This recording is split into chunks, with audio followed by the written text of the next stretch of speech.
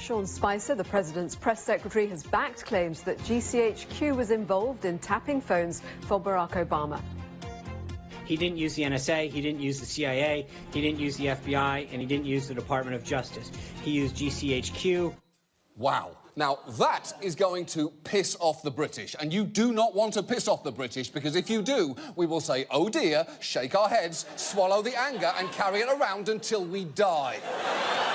Because think about what he's actually alleging there. He is suggesting a US president enlisted a foreign intelligence service to spy on a political adversary. That is an explosive charge. Perhaps that is why the NSA's deputy director told the BBC it was arrant nonsense, revealing a complete lack of understanding in how the relationship works.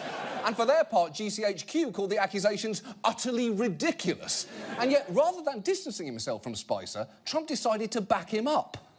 All we did was quote a certain very talented legal mind who was the one responsible for saying that on television. That was a statement made by a very talented lawyer on Fox.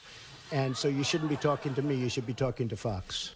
No, we should be talking to you about it because you're the fucking president and you're repeating it. He only said it because he heard it on television is barely an acceptable excuse for why your parrot said a racial slur.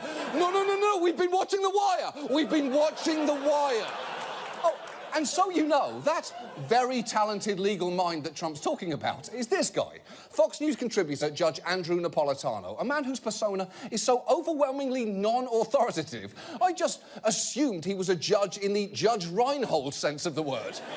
Spicer was quoting Napolitano directly, and even by Fox's standards, the judge is an unreliable source. He has a history of entertaining dicey conspiracies. He once questioned whether bin Laden was actually killed, and a few years ago, he went on Alex Jones's show and said this regarding the World Trade Center.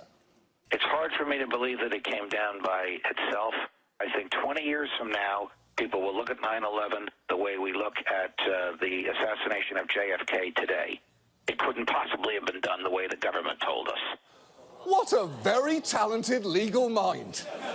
And it is frankly telling that even Fox News anchor Bret Baier didn't stand behind the story. We love the judge.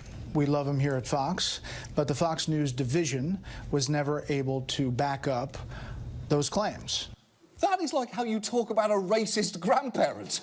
We love Nana, we love her very much, but we cannot stand behind the things she says, nor would the rest of us use those specific words. Also, she has been watching The Wire. She's been watching The Wire.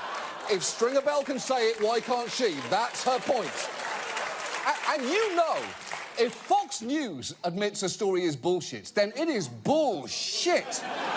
So all the Trump team had to do was apologize and move on, and they were so close to doing that.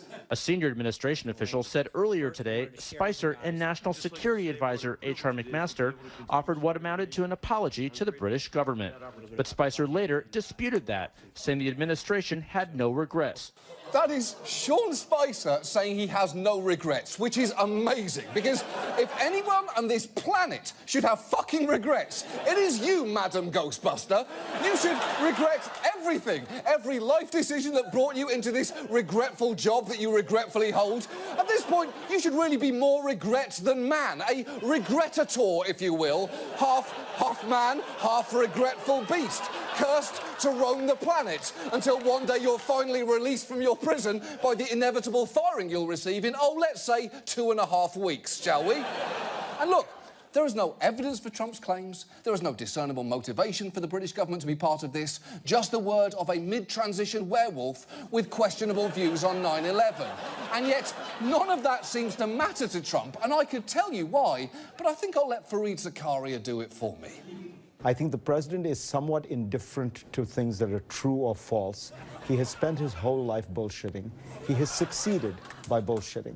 He has gotten the presidency by bullshitting. It's very hard to tell somebody at that point that bullshit doesn't work, because look at the results, right? Yeah. Donald Trump is a bullshit artist.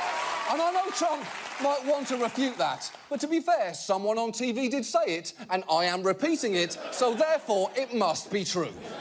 And now...